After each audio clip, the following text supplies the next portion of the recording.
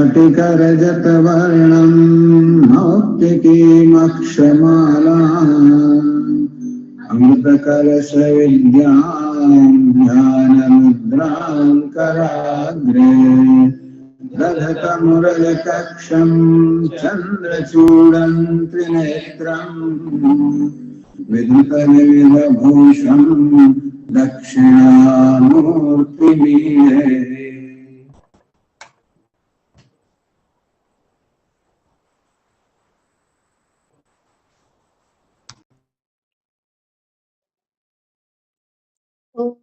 भद्रं कर्णेभिः शृणुयाम देवाः भद्रं पश्येमाक्षभिर्यजत्राः स्थिरैरङ्गैस्तुष्टुवागुंसस्तनूभिः यशेम देवहितं यदायुः स्वस्ति न इन्द्रो वृद्धश्रवाः स्वस्ति नः पूषा विश्ववेदाः स्वस्ति नस्तार्क्ष्यो अरिष्टनेमिः स्वस्ति नो बृहस्पतिर्दधातु ॐ शान्तिः शान्तिः शान्तिः। ॐ सहना भवतु सहनौ भुनक्तु सह वीर्यं करवावहै तेजस्विनावधीतमस्तु मा विद्विषावहै। ॐ शान्तिः शान्तिः शान्तिः।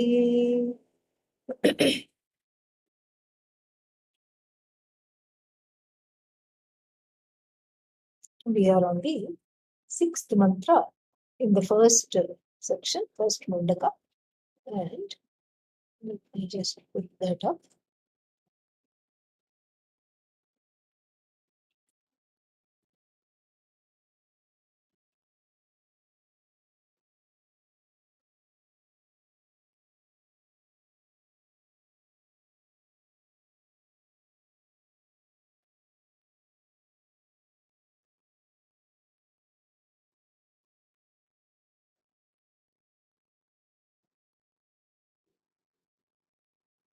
यत्तदद्रेक्ष्यम् अद्रेश्यमग्राह्यमगोत्रमवर्णमचक्षुश्रोत्रं तदपाणिपादम् नित्यं विभुं सर्वगतं सुसूक्ष्मं तदव्ययं यद्भूतयोनिं परिपश्यन्ति धीराः.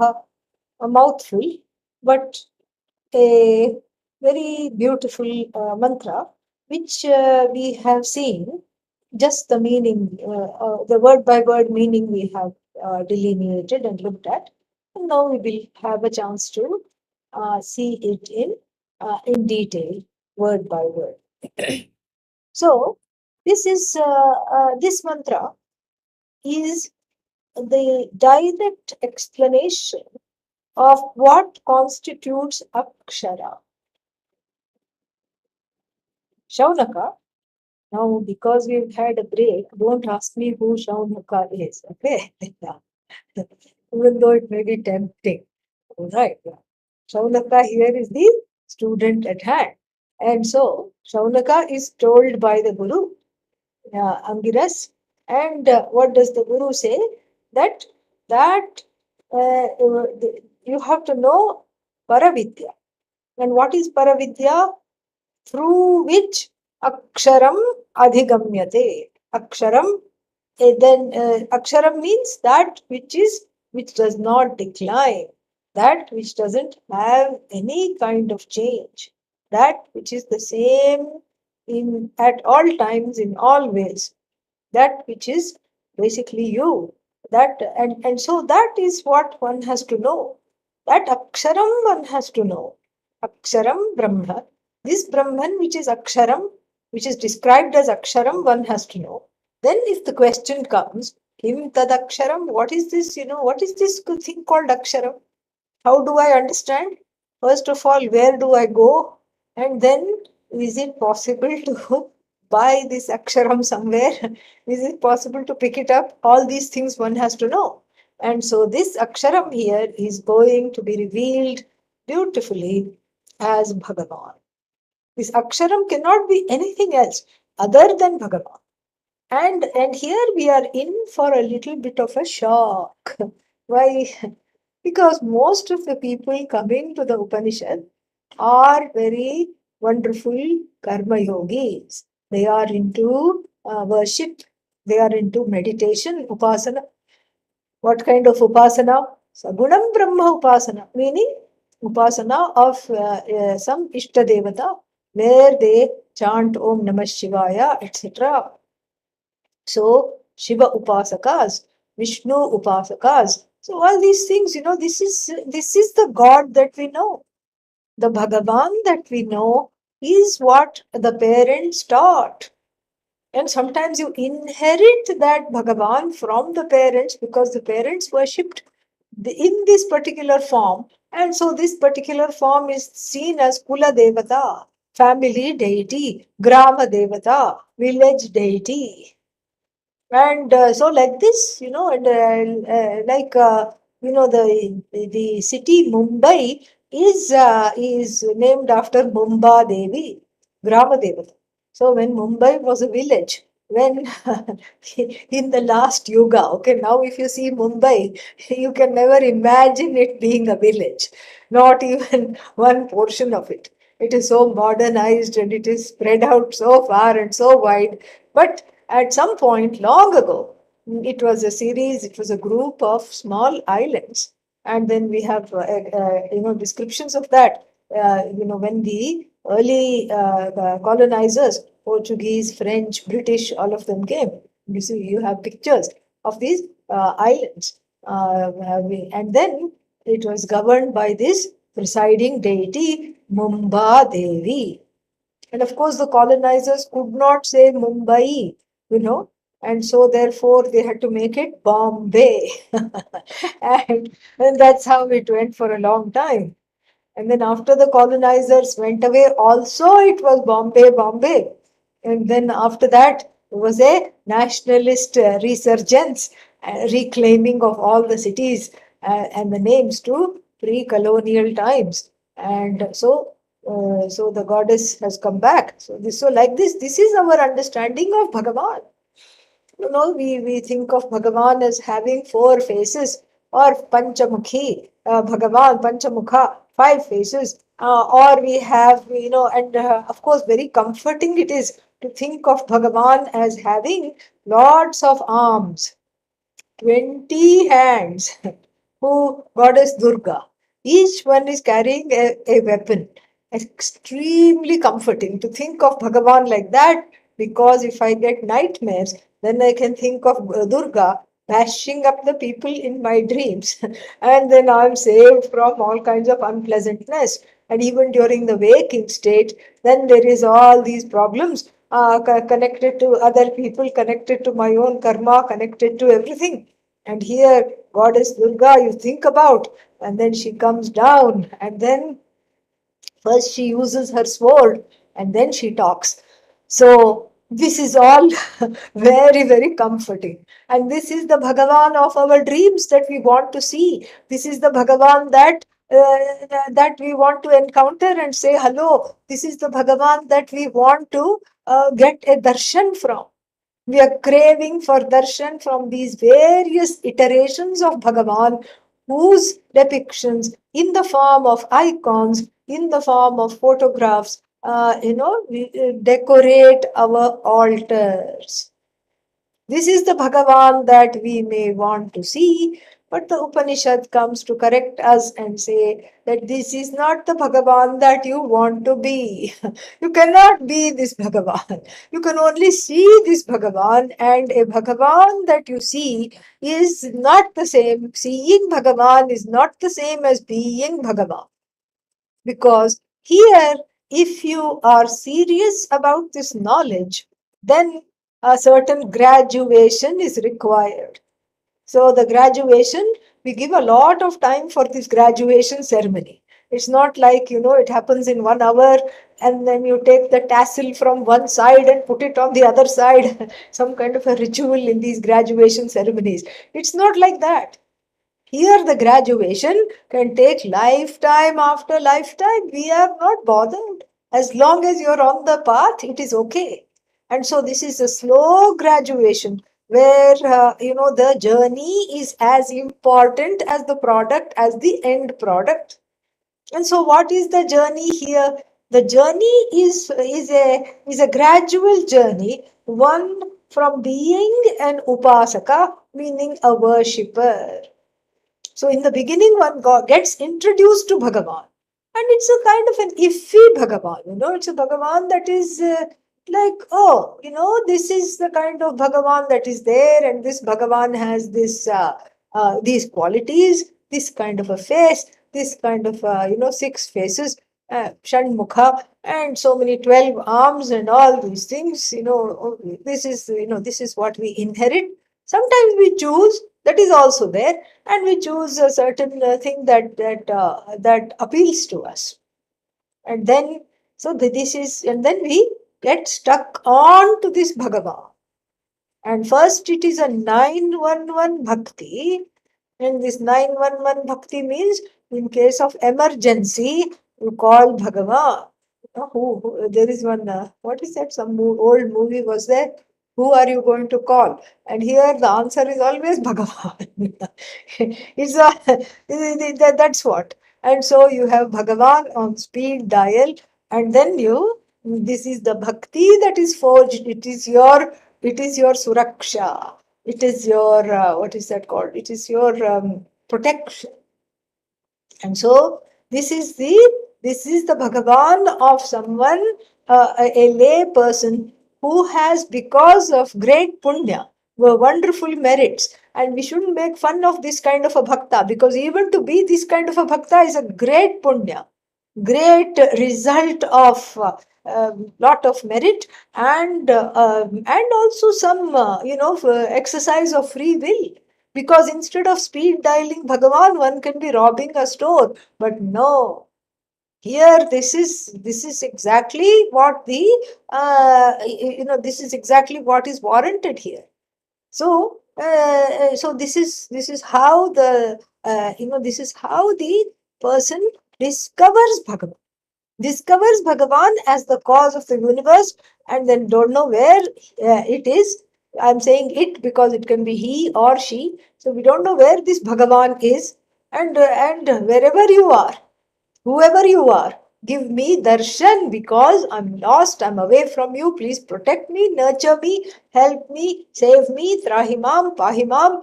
This is the first step in the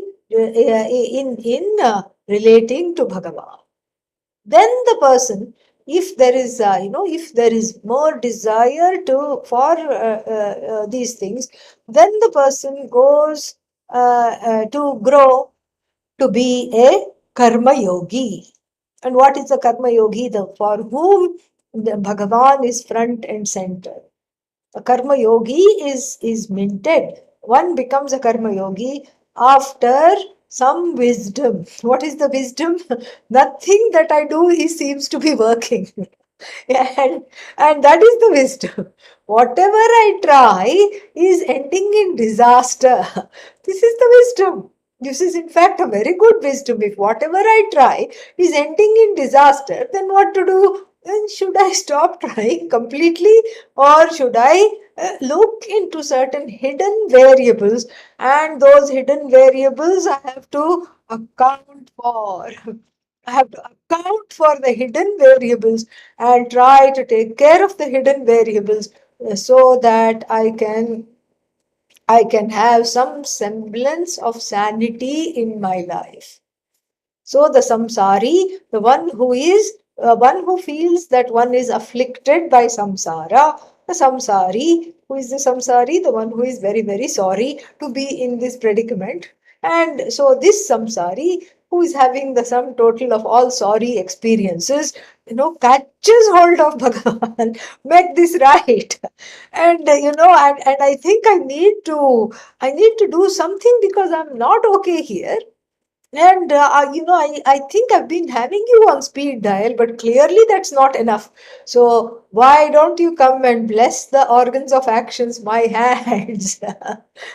And why don't you preside over my hands and over my feet? Karagre vasate Lakshmihi.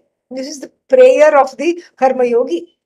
May the goddess of abundance reside on the tips of my fingers. What a lovely way to wake up. What a lovely way to greet the world. What a fantastic way to connect. And so here is, so Lakshmi is not a concept.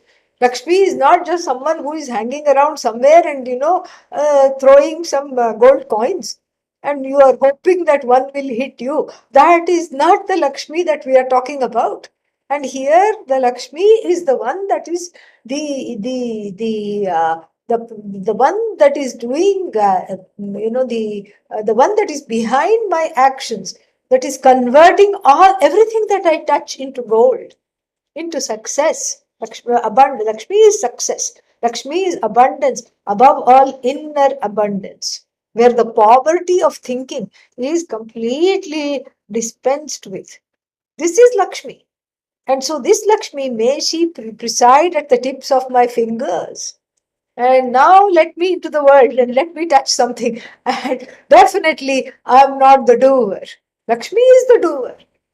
Then after that, then this Lakshmi is backed by Saraswati. May Saraswati, the goddess of knowledge, inform the middle of my hands, the middle of the fingers, meaning that whatever I do, may it be abundant and may it be successful, but may it also be wise. May my actions be wise. And may it all be backed by Govinda. Karatale means at the palms of the hands. May Govinda. Govinda is the one that is found in words. Gobhihi vindate yaha. So this Govinda, this Bhagavan, be at the tip of at the palms of my hands. So everything that I do is blessed. So now we have to distribute sweets. Why? Because the Karma Yogi is born. The Karma Yogi is born finally out of years and lifetimes of nursing resentment and nursing defeat, licking one's wounds and coming back to charge and not knowing how to do that. Understanding that something is missing, and that something is the grace of Bhagavan. And so this Karma Yogi is born after the speed dial. So the speed dial continues, it doesn't stop. But then it is much more nuanced and it is much more, very much there. It is nuanced, it is very much there. This kind of a devotion is very much there. And in this devotion, Bhagavan takes the center stage. And one learns to eat whatever comes in life as a prasada. Prasada means, what is prasada? That which comes from Bhagavan is called prasada. So this is the karma yoga. So even the bitter fruits of life, one learns to eat. One learns to accept. But what if I cannot accept? Well, one learns to accept the non-acceptance. What if I cannot accept the non-acceptance? That is also okay. One learns to accept the non-acceptance of the non-acceptance. What if I cannot accept that I cannot accept that I cannot accept? You get the idea. You learn to accept the non-acceptance of the non-acceptance of the non-acceptance, and then you slowly work your way to accepting what is. What other choice is there? No, I can change it. Yes, you tried many times. How has that worked out for you? And not very well. Okay, keep quiet then. And so this is the karma yogi. And here, what happens is that, most people who are blessed to graduate to being a karma yogi, stay there, because the vision beyond that is not very, very clear. It's almost like an arrival. Okay, now I'm in front of Bhagavan, so what? Now Bhagavan I have invited Ishvara into my life. Now, so what?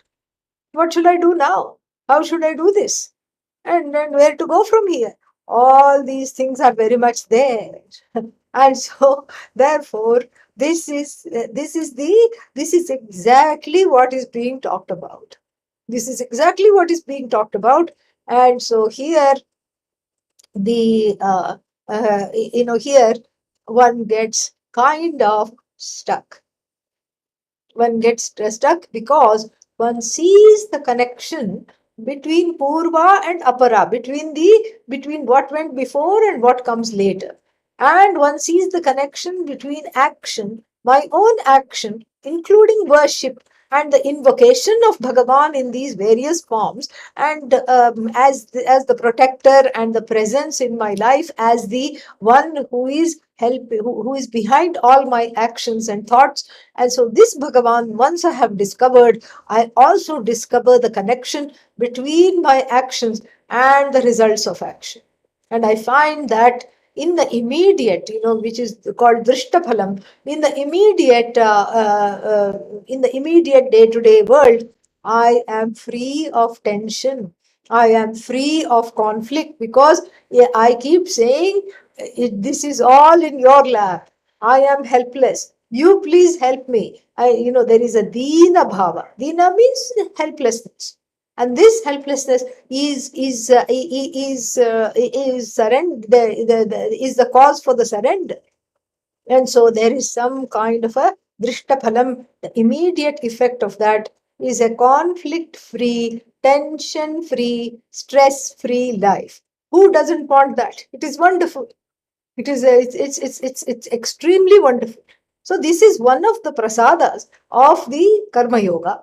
And then over time also, that one understands that the prayer can change a few things. If the karma is not too strong, the prayer can change it, etc., etc. So then, and then one starts to adhere to dharma as a manifestation of Bhagavan, and all these things, one becomes a more of a sophisticated karma yogi.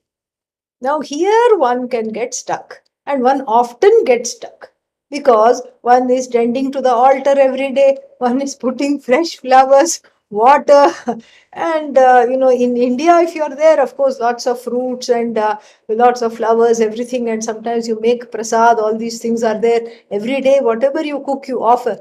But in America, you get these wonderful packets of what is called trail mix. Okay. Yeah. And then you just grab a few dry fruits and nuts and put it in front of the altar. And then, you say, okay, pranaya swaha, etc., etc.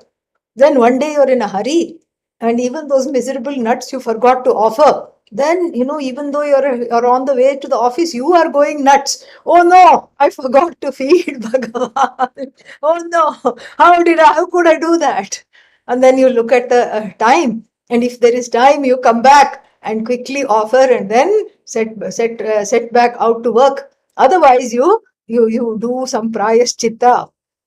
You come back and then you stuff Bhagavan with some delicacies that evening. So there is this feeling of needing to make up.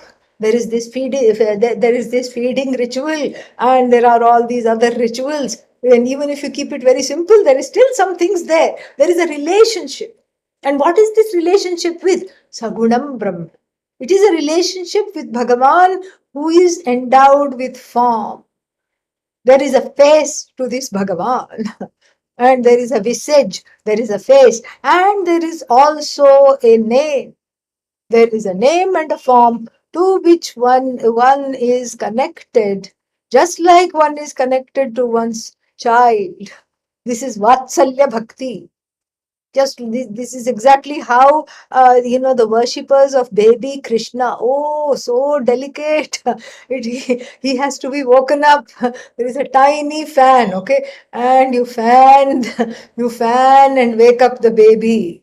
And then in the winter they knit and crochet these little woolen clothes. They swaddle Bhagavan, because Bhagavan, baby Krishna, should not feel too cold. And then you offer milk with saffron in it. All these things. From day to night, you can do rituals. It's a wonderful life. It's great. It's just wonderful. Is there a but? Yeah, there is a but. But no matter how wonderful it is, there is still something missing. Because the Bhagavan of your life, the Bhagavan sitting in your puja altar, the Bhagavan that is there is always away from you. If you say, so what? Then, I will say you are free to log off right now. Because this is not for the people. This This mantra is not for the people who say, so what if I have this altar? So what if Bhagavan is separate from me? If you are happy with this, then there is no need to go any further. But if you want to know this Bhagavan more intimately, if you want to come closer to this Bhagavan of your altar, if you want to be one with this Bhagavan, then please stay tuned. Do not log off, because that is where this mantra comes to the rescue. Because the Bhagavan that it describes is kind of shocking. First is what? Yat tat, yat aksharam. That aksharam which I spoke of, the Guru says, tat, that aksharam is what? Adreshyam. Adreshyam means not available for sight. Adreshyam. Bhagavan is not available for sight. This is itself shocking. Because when I see my Ishta Devata, my favorite form of Bhagavan, immediately a smile comes on the face. I have to see this Bhagavan many times a day, otherwise I'm not peaceful. And so I am addicted to a kind of Bhagavan which is negated as the Bhagavan that you want to know in the Upanishads. First thing is, it's not available for sight. No, but then what if I want darshan of this Bhagavan? What if I have darshan? Bhagavan gave darshan in the dream. Well, that is not the Bhagavan that is being talked about in the Upanishad. In fact, the Kena Upanishad, this Upanishad is very gentle. Very gently, it's like Bhagavan has become a pacifier for a 2-year-old. For a 6-month-old, a pacifier looks nice. But for after 2, you have to drop the pacifier. But here, the child is stuck to the pacifier in the mouth and does not let it go at all. And so, the Kena Upanishad basically, pries the pacifier out of the mouth without ceremony and says, Nedam yadidam tadeva brahmatvam vidhi nedam yadidam upasate. Whatever you worship is not Bhagavan. Oh, this is a little hard to take. Exactly. This is where this is kind of a, how you, for somebody who has had cardiac arrest, you take the paddles clear and then you jerk them, shock them back to reality. Here also there is a shocking, in the Kenopanishad, there is a shocking back to the reality. Back to the reality, which reality? That Sat which you are. That is what the reality is. And so therefore, this is something one has to, the pacifier has to go. So far it was pacifying you and it was always there. Sometimes the parents, in India at least, they loop the pacifier on a string and put it like the mala on the child so that it will always have it whenever it wants. So it will never get lost. And so now it's time to let go of the pacifier. And the first step in letting go of the pacifier is to understand that Bhagavan does not have form. It is not available for the sense organs. It is not something that can be seen. And seen means, jnanendriya agocharaha. Agocharam brahma. So jnanendriya means all the sense organs. Sight is the first of all the sense organs, and so that which is not available for the senses to objectify in any which way whatsoever, this is Bhagavan. Now, how am I going to know this Bhagavan if I cannot even see Bhagavan? We'll come to that. And then that is the first shock. That adreshyam. Then what? Okay, doesn't matter if it's not available for sight. When you play some, when we were children, we used to play a game. One person used to have the eyes tied up and then they would be spun around and then all the other children would be around, and the blindfolded child would try to catch its mates. It will try to catch them, and so maybe I can't see Bhagavan. Bhagavan is not available for sight, but then perhaps I can catch hold of Bhagavan. Agrahyam. So the organs of actions, here the grubby paws that are wanting to catch a hold of Bhagavan, not available to be caught hold of by organs of action. And this is especially disconcerting to Hindus. Why? Because we are so used to rubbing Bhagavan, doing abhisheka with water, milk, curds, oil, and vibhuti, everything, and then wiping it off, and then what is that, on the Shivalinga you draw some nice eyes and nose, and you make a face, and even is Shivalinga itself, one purpose, doesn't have a face, so that one can slowly grow out of this. But even that Shivalinga we don't spare. We make eyes on that because we want that contact. So even that we don't spare, and we make eyes, nose, mouth, everything. And then if you don't have time to make eyes, nose, mouth on the Shivalinga, what do? No worries. We just go to an Indian jewelry store and ready-made eyes are there with a little beeswax, and then you stick the poor Shivalinga, you stick a pair of eyes, and invariably one is little up and one is down, and because one is in a hurry, and so, and then you stick a nose, and I don't even know, I saw it made of some, artificial jewels and everything, and that nose doesn't look like a nose at all.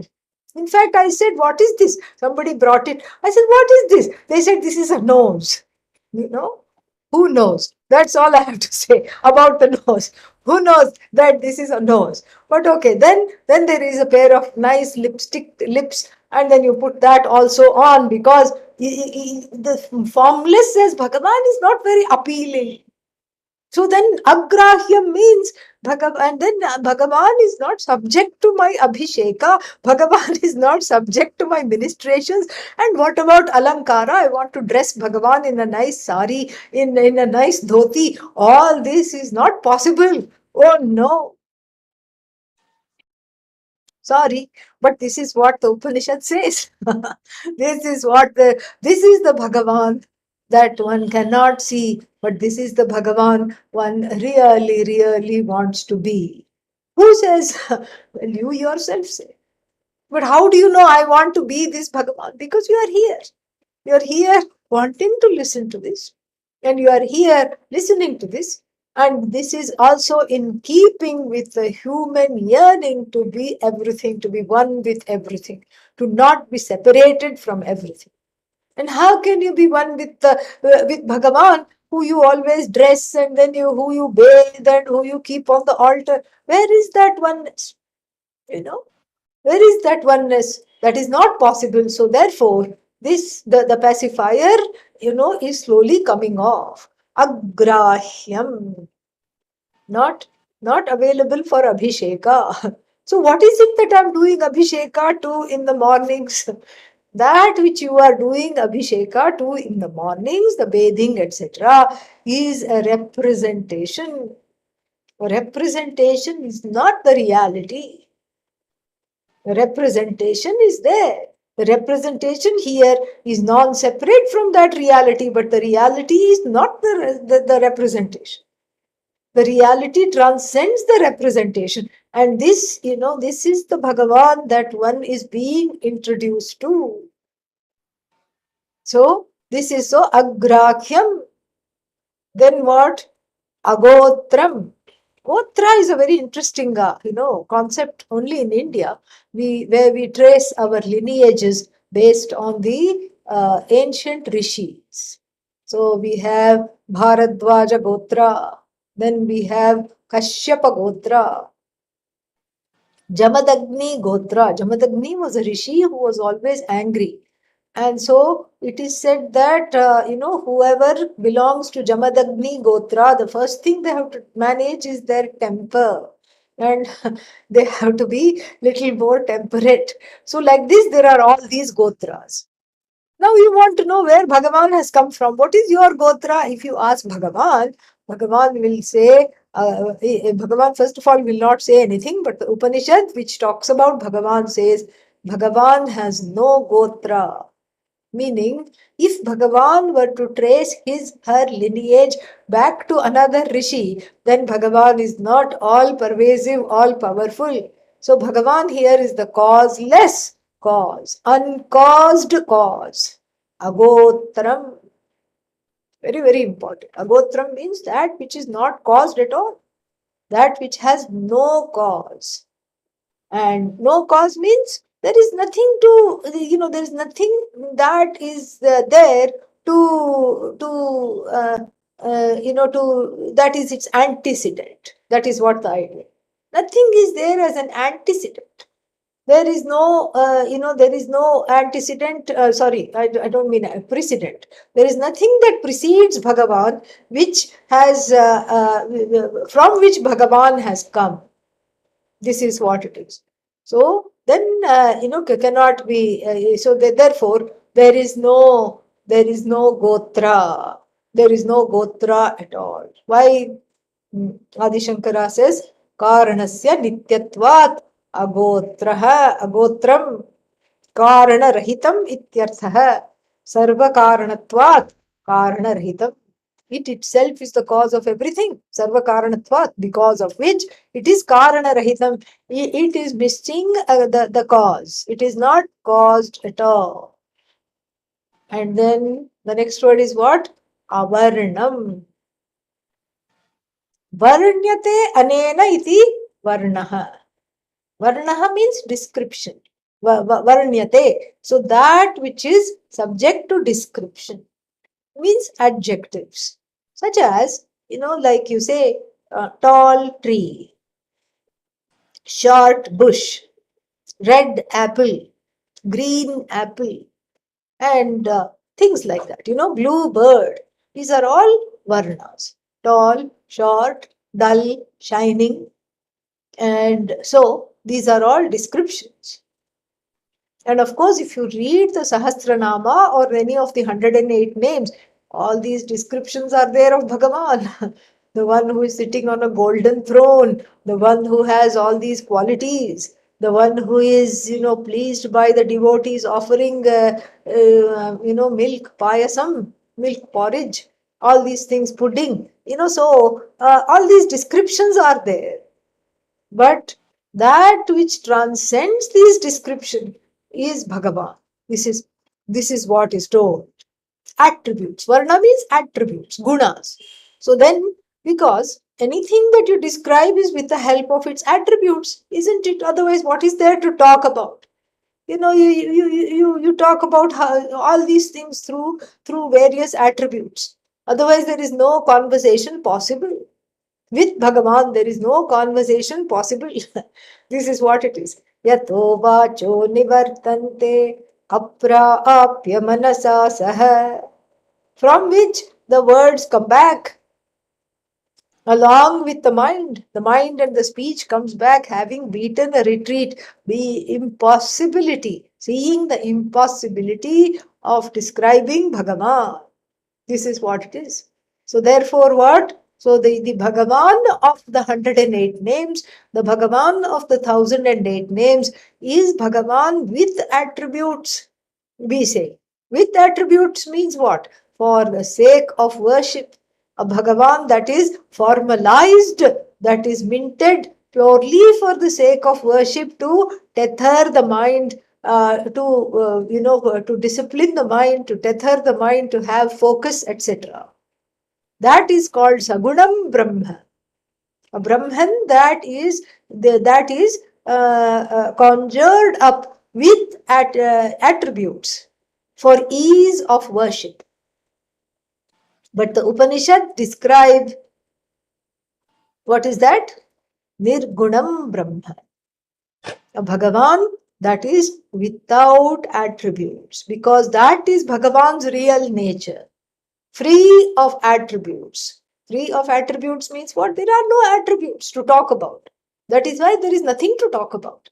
And this is the Bhagavan that Adi Shankara in talking about this verse right in the beginning, it says this Bhagavan, even though it may be shocking to be introduced to this kind of a Bhagavan, it is very easy to understand, because here you don't have to have all the 11 materials for worship. 3 kinds of fruit juices and almond milk and hemp milk and goat milk and all these various kinds of milks, and then vanilla yogurt and all these things. You don't have to have all these things. And then vibhuti, all, you don't have to line up the materials. Here, what do you have to line up? You have to line up yourself. You have to be in alignment, in the sense of you have to want to know this as yourself. That's all that is needed. Adi Shankara says, be ready to just come and sit and listen. This Bhagavan it gives the prize. This Bhagavan is better. Better means, relatively speaking, better means this Bhagavan is actually wonderful, because it is easier to know than to worship. To worship, it takes a lot of materials, it takes a lot of time, it takes a lot of invocations, etc., etc. It takes a lot of preparation. Here, what is the prep? You are the prep. And you are just a prepared mind. And already you have this preparation, because you have been worshipping like this for so long. Your mind is already prepared. Adi Shankara says, just come, sit and listen. Listen to the glory of this Bhagavan, in which is included your own glory. Your own glory. And here, what did you think you were? You thought you were the most wretched and the most inglorious person. And here, this Bhagavan, introducing yourself to this Bhagavan, immediately there is a relaxation, because you, being limitless, this Bhagavan is shown to be limitless, and your glory, in this Bhagavan's glory, is included your own glory. And so, therefore, Adi Shankara says this is the most effortless way of understanding Bhagavan. So, then the next word, achakshushrotram. Achakshushrotram means without chakshu, without eyes, and without ears. It is a very strange Bhagavan. Okay. Yeah, so without eyes and without ears. And so, first what? Adreshya, meaning your eyes and your ears are of no use to know this Bhagavan. And Bhagavan himself, herself, itself does not have eyes and ears to speak of. Now, there is one kind of a, I forgot the name, but there is one, in South India, there is one kind of a deity, Bhagavan, who is there in the temples, who is said to be hard of hearing. So you go there, there is a big bell attached, and oh, it's so noisy. No, even if you're in the other end of the temple, you have to close your ears, because Bhagavan is hard of hearing. And you want to put in your attendance. You want to say, I was here. And how do you let Bhagavan know? You take that little, wooden mallet and you hit that gong as though there was no tomorrow. And and then it makes this. I don't know how people do that, right, standing right there. And they're all there, and then and for each family member, if there are 6 people, let's say, grandmother, grandfather, father, mother, and 2 children have come to the temple, and then the gong is rung 6 times, and then each time the person's name of the visitor is announced. So each gong for the, what's that, for each of the devotees, one gong is sounded. And meanwhile, the rest of the devotees, worshipping elsewhere in various altars of the temple, have what, have become like this Bhagavan, hard of hearing, and the ears really stop. I have had this experience, in one of the pilgrimages I went to long time ago. And I made a mental note to not visit this shrine, not needed. So this is so here. One may think, oh, I know a Bhagavan that is hard of hearing. And then there is also there is also a one-eyed Bhagavan. one of the rishis who was one-eyed is being worshipped also in South India. But then here it is not none of that. It is not a Vikalanga. Vikalanga means a handicapped or a differently abled Bhagavan. No. Here, achakshuhu, ashrotram, chakshuhu na vidyate yasya, saha. And so, without chakshu, without shrotram. And then, meaning what? Bhagavan does not have eyes or ears, which represent the Jnanendriya. Jnanendriya means the sense organs. Does not have Jnanendriya. And from this we have to say it does not have Karmendriyas. Organs of action is also not there. Unembodied is this Bhagavan. Unequipped with eyes, ears, etc. Then what about the one who says, who sings Kamala Dalaya Takshi? There is a song. Meaning, oh goddess, your eyes are like the petal of the lotus. What about that? That is again for Karma Yoga and for Upasana, for the sake of fixing the mind, for the sake of fixing, the being in the person, fixing the mind, the overcoming raga, dveshas, etc. And so here there is all this is dispensed with, because this is so this is only at the level of for needing purification, inner purification. We have to do puja, and in the puja you can say, oh goddess with the lotus petaled eyes, oh Shiva with the doe eyes, eyes like a female deer. So all this we can say, but then that is not the Bhagavan. That that is more of what is called the immanent form of Bhagavan. Immanent means that which is that which is available for objectification. Bhagavan, we'll come to that soon, but eventually we'll come to that. But immanent means that which is manifest as the universe. So if everything is Bhagavan, we do say this, that the universe is non-separate from Bhagavan. The effect is non-separate from the cause. So if everything is Bhagavan, I have the freedom to worship Bhagavan using any name, any form. But that Bhagavan is a incidental manifestation for the sake of fixing the mind and for purifying the mind. Chitta Shuddhi and Chitta Naishchalyam. But then what? This is not the Bhagavan of the Upanishad. And because if Bhagavan had eyes, then what? Separation exists. How will that Bhagavan see?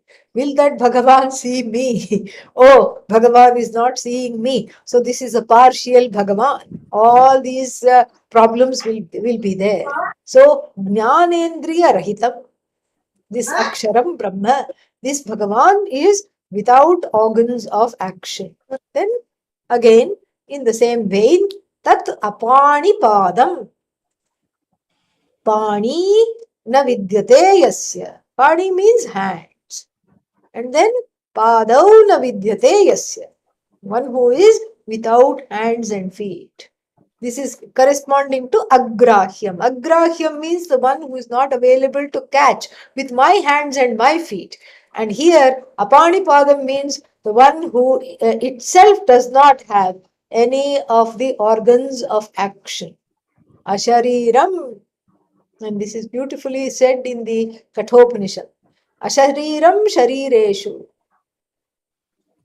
Anavastheshu avasthitam.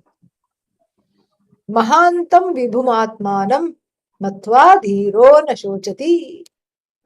The dhira, the discriminative one who is studying the Upanishad, does not come to grief. When she sees Bhagavan ashariram, not having sharira. Sharireshu, among everything that has a body, the one who recognizes Bhagavan as unembodied. This is the transcendental manifestation of Bhagavan, not the immanent one, the transcendental one. And so here, this is, so this is what is Ashariram Sharireshu. Anavastheshu avasthitam. So that which is the truth of everything. Mahantam, that which is grand, great. Vibhum, here the same word will come, Vibhu, means Vividham Bhavati, that which has as though become many. Atmanam, this Atma, this I. So this Bhagavan cannot be separate from that awareness which is myself. That that sought after Bhagavan is non-separate from, is the very Swarupa and non-separate from the seeker, which is the I. And so, knowing this, the person does not come to grief. And so, Apani Padam. And then again in the Shvetashvatara Upanishad, and this quotation we saw a little bit in the Bhashya class yesterday. And what is that? The Apani Pado Javano Grihita Pashyatya Chakshushrinottya Karnaha Savetti Sarvam Nachatasyasti Veta. Like this we saw. So Apani Padam, no pani, no hands, no feet. Javanaha, no feet, but then is able to run, swift as the wind.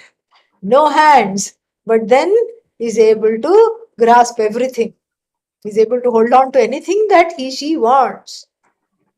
And then Pashyati, Bhagavan sees everything. How? Without eyes. The all-knowing one is the all-seeing one without the eyes. Shrinoti, Bhagavan hears everything without the need for there to be ears. Bhagavan knows everything, but there is no one who says, I know Bhagavan as an object. No one can say that. So, very, very beautiful. And so this is exactly how we have to take it. It's not that Bhagavan is hard of hearing or is blind.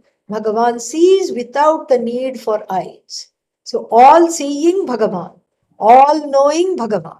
Because if you see, your range of vision is only this much. And so there are blind spots. If somebody sneaks up behind you, you cannot see until they come within the range of vision.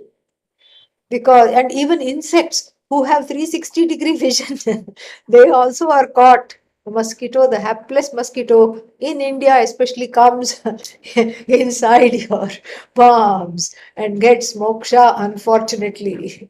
That means what? Even the all-round vision is of no use. It's still finite. It can be surprised.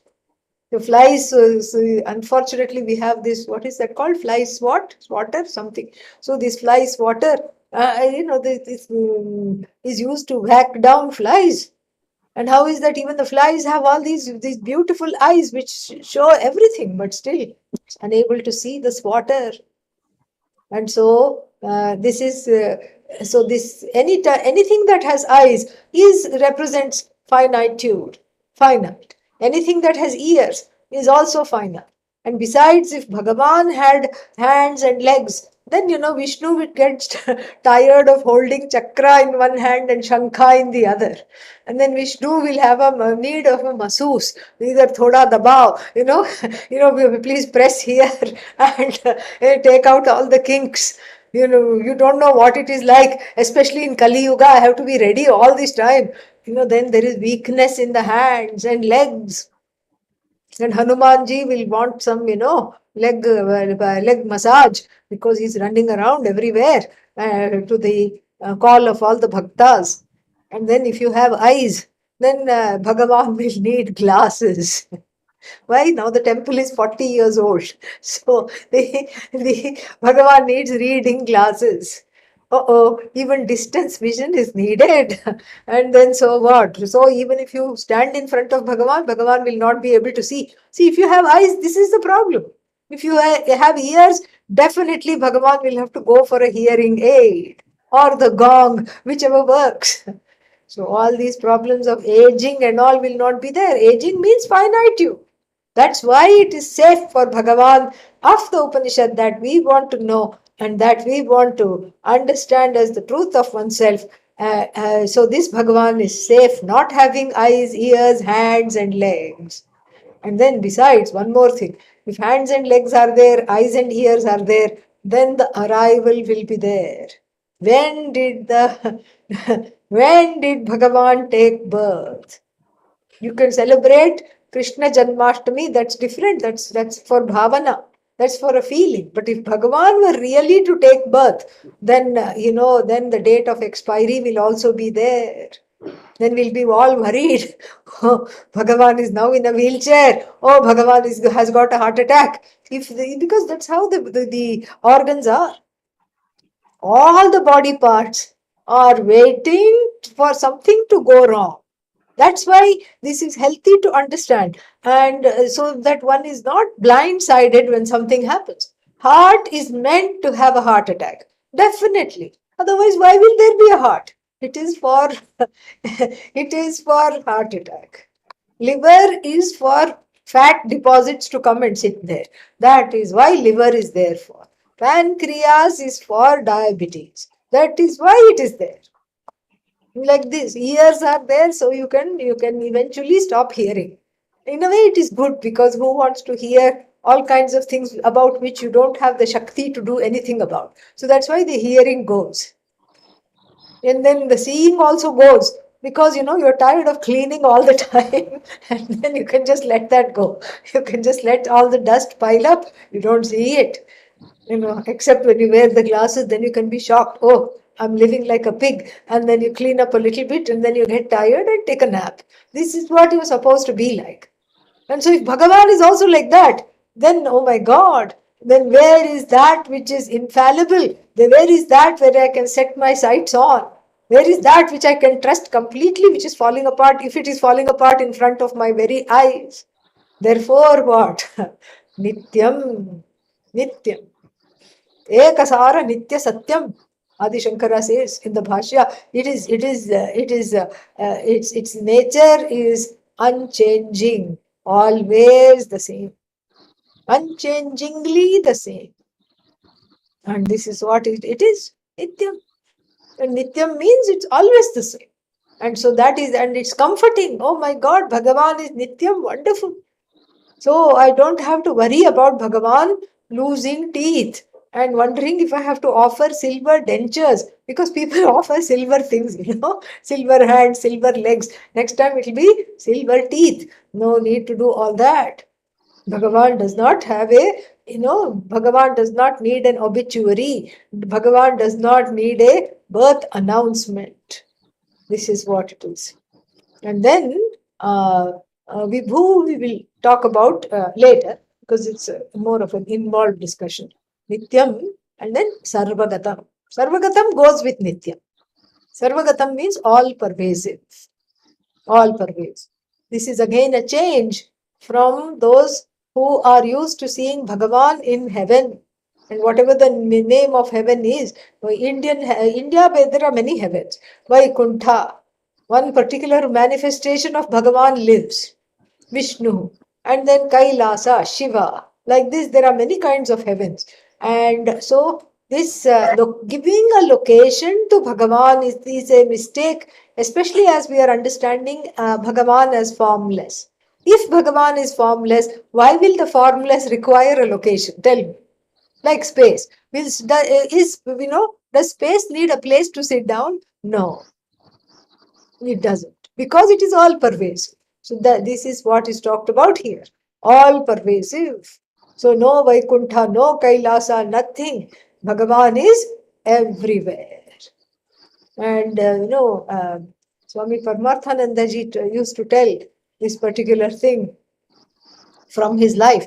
He went somewhere, he was going, and one of the people, one of the ruling, at that time, the ruling government in Tamil Nadu, they were very anti-Bhagavan, and they were all atheists.